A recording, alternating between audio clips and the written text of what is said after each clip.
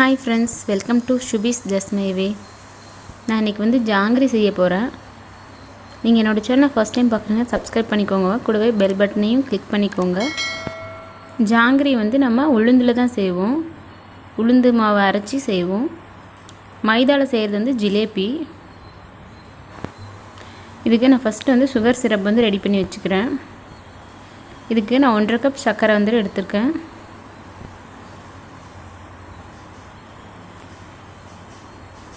ஒன்றரை கப் சர்க்கரை வந்து ஒரு பேனில் வந்து போட்டுக்கலாம்.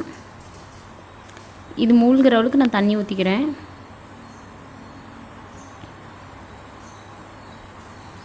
பாருங்கள், சர்க்கரை ஃபுல்லாகவே வந்து கரெக்டாக மூழ்கிடுச்சு. அந்தளவுக்கு நான் தண்ணி ஊற்றிருக்கேன்.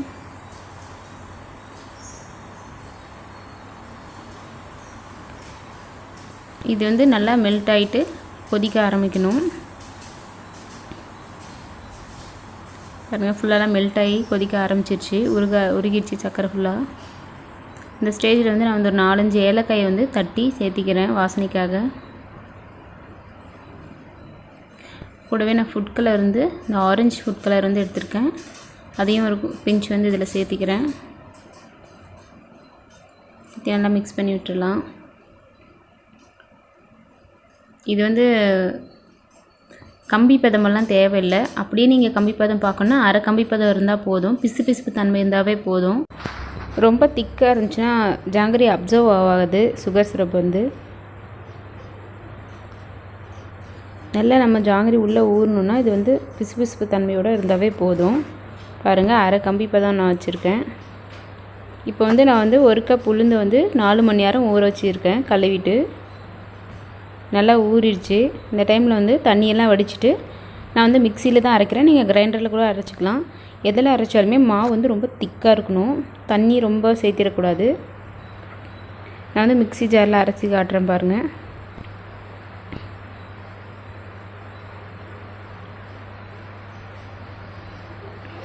இந்த மாதிரி கழுவுன உளுந்தை வந்து அதில் சேர்த்திக்கலாம். அரைக்கும்போது வந்து தண்ணி வந்து கொஞ்சம் கொஞ்சமாக விட்டு அரைங்க. அப்போ தான் வந்து கரெக்டாக இருக்கும். இல்லைன்னா ரொம்ப தண்ணியாக போயிடும். பாருங்கள், நல்லா நைஸாக அரைச்சிட்டேன். எப்பயுமே வந்து தண்ணி வந்து கொஞ்சம் கொஞ்சமாக விட்டு அரைக்கணும். அதிகமாக ஃபஸ்ட்டு டைம் விடும்போது ரொம்ப விட்டுறாதீங்க.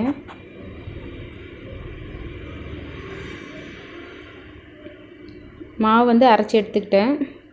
பாருங்கள், மாவு எந்தளவுக்கு கெட்டியாக இருக்குன்ட்டு இந்த மாதிரி இருக்கணும். இதில் வந்து நான் ஒரு பிஞ்ச் வந்து உப்பு சேர்த்திக்கிறேன். ஒரு பிஞ்ச் இருந்தால் போதும், ரொம்ப வேண்டாம். கூடவே வந்து இந்த ஆரஞ்சு ஃபுட் கலர் இதுலேயும் கொஞ்சம் சேர்த்திக்கிறேன்.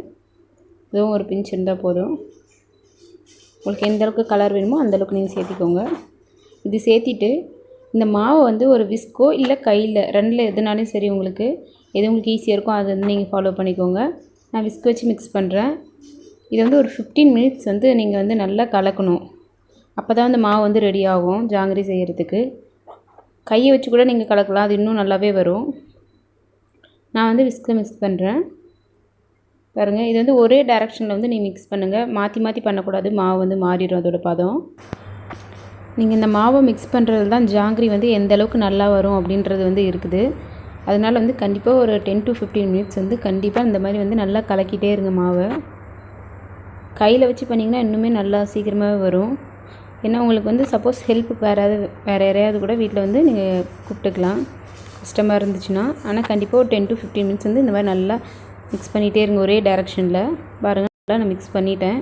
இப்போ பார்த்தீங்கன்னாவே உங்களுக்கு தெரியும் நல்லா ஒரு மாதிரி மாறிடுச்சு மாவு.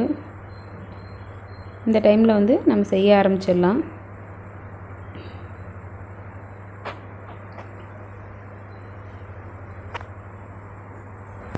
நீங்கள் ஜாங்கிரி பிழியறதுக்கு வந்து அதுக்குன்னு கிளாத் தனியாக விற்கும் கடையில். அது நீங்கள் ஒரு ஹோல்ஸ் மாதிரி போட்டுருக்கோம். அதில் நீங்கள் செஞ்சாலையும் சரி, இல்லை இந்த மாதிரி கவரில் வந்து போட்டு அதில் கூட பிழியலாம். நான் இன்றைக்கி வந்து கவரில் தான் ஹோல்ஸ் போட்டு ஜாங்கிரி வந்து பிழிய போகிறேன்.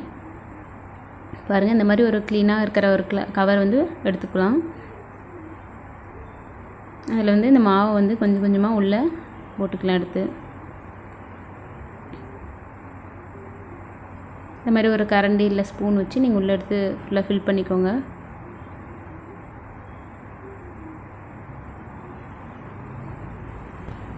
பாருங்கள், இந்த மாதிரி கவரில் போட்டு இந்த மாதிரி நல்லா டைட் பண்ணிக்கோங்க. அதை மாவு வெளியே வராத மாதிரி.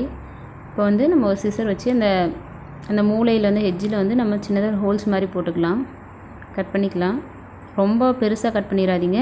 கரெக்டாக நம்ம முறுக்கு செய்வோம்ல அந்த மாதிரி அந்த சைஸில் இருந்தால் போதும் ஹோல்ஸு. பாருங்கள், சும்மா நான் போட்டு காட்டுறேன். இந்த மாதிரி வர்ற மாதிரி மாவு வந்து நல்லா ஃப்ளோவாக வர்ற மாதிரி இருக்கணும். ஒரு கடாயில் எண்ணெய் ஊற்றி நான் சூடு பண்ணி வச்சுருக்கேன். எண்ணெய் வந்து ரொம்ப சூடாக இருக்கக்கூடாது, மீடியம் ஃப்ளேம்லேயே இருக்கணும். எண்ணெய் ரொம்ப சூடாக இருந்துச்சுன்னா ஜாங்கிரி வந்து நம்மளால் வந்து கரெக்டாக போட முடியாது. அதனால் மீடியம் ஃப்ளேம் இருந்தால் தான் இந்த மாதிரி போட முடியும். உங்களுக்கு வந்து எந்த மாதிரி போட முடியுமோ அந்த மாதிரி நீங்கள் போட்டுக்கலாம். எனக்குமே சரியாக வரல. நீங்கள் வந்து பெரிய ஜாங்கிரியாக போடணுன்றதில்ல, சின்ன சின்ன ஜாங்கிரியாக கூட போட்டுக்கலாம். இது வந்து நல்லா வந்து ஒரு பக்கம் வந்து வேகட்டும். பொறுமையாக போடுங்க. எண்ணெயில் போடும்போது மீடியம் ஃப்ளேமில் இருந்தால் நீங்கள் எந்த மாதிரி டிசைன் போட்டாலும் அது வந்து கரெக்டாக வரும். எண்ணெய் ரொம்ப சூடாயிடுச்சுன்னா வந்து மாவு அந்த பிரிஞ்சு போயிடும். நீங்கள் செய்யும்போதே நான் திருப்பி போட்டுட்டேன் ஜாங்கிரியை. நல்லா ஒரு பக்கம் வெந்துடுச்சு. நல்லா 2 பக்கமே நல்லா கிறிஸ்பியாக வேகிற அளவுக்கு நம்ம வேக வச்சுக்கலாம். இப்போ வந்து நான் எடுத்துடுறேன். எடுத்து நான் ஆல்ரெடி காய வச்சு வச்சுருக்க சுகர் சிரப்பில் வந்து இதை போட்டுக்கிறேன். சுகர் சிரப் வந்து ஒரு வெதுவெதுப்பான சூட்டில் இருக்கணும், அப்போ தான் நல்லா அப்சர்வ் ஆகும். பாருங்கள், இதே மாதிரி நான் மற்ற எல்லாத்தையும் நான் வந்து செஞ்சு சிரப்பில் போட்டு ஒரு 1/2 அன் ஹவர் விட்டு நான் எடுத்து வச்சுருக்கேன். பாருங்கள், அது வந்து நல்லா வந்து ஒரு 1/2 அன் ஹவர் விட்டுருங்க, அப்போ தான் வந்து சிரப்பெல்லாம் நல்லா அப்சர்வ் ஆகும். பாருங்கள், நல்லா சாஃப்டாக நல்லா ஊறிடுச்சு. எந்த அளவுக்கு வந்து ஜூஸியாக இருக்குதுன்னு பாருங்கள். சாஃப்டாகவும் ஜூஸியாகவும் நல்லாவே வந்திருக்கு. செஞ்சு பாருங்கள். செஞ்சு பார்த்துட்டு கமெண்ட் பண்ணுங்கள். என்னோடய சேனல் சப்ஸ்கிரைப் பண்ணிக்கோங்க. Thank you friends.